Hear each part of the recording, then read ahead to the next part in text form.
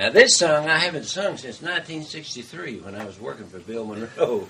And, of course, we did it every night when I was working for him. And so I should have been good practice, but it's been since 63 that I sang this song. So expect anything, you know. And it's one about that he wrote about his Uncle Pen Vandiver, and it's entitled Uncle Pen.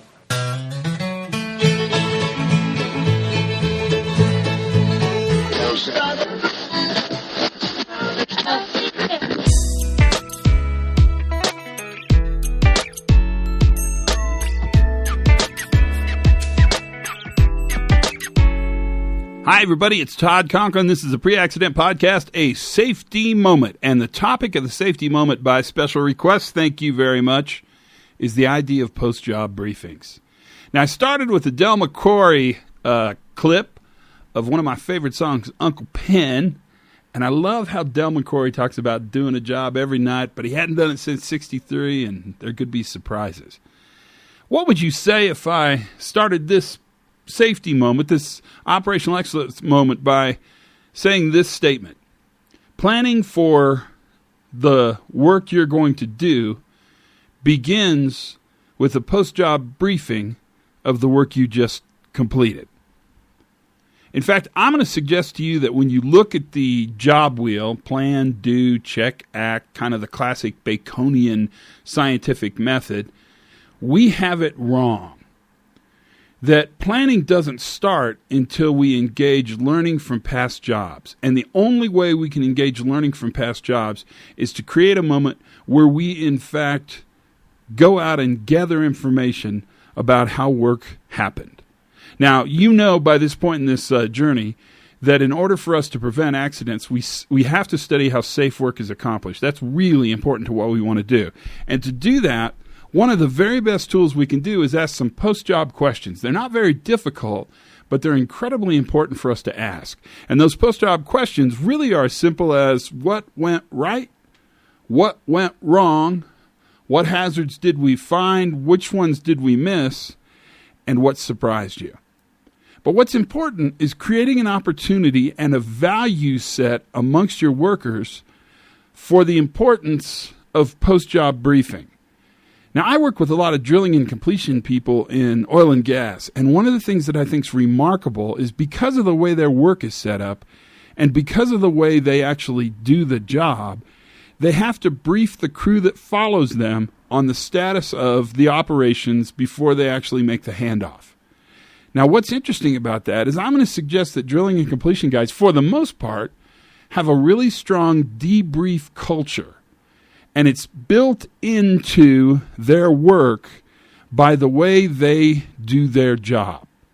I think there's much we can learn about that. I think one of the challenges most of us have is that our notion of post-job is the day's done and we go home. In fact, what I think we should build in is an opportunity for us to really leverage what we learned the day before. What's new, what's different, what's dumb, what's dangerous, and how can we build that into the pre-job planning, the toolbox talk, before the next day starts? Now, we can talk about this a lot more, and we probably should, but for this safety moment, I think the idea that we experiment with ways to gather that post-job information is the challenge I want to leave you with.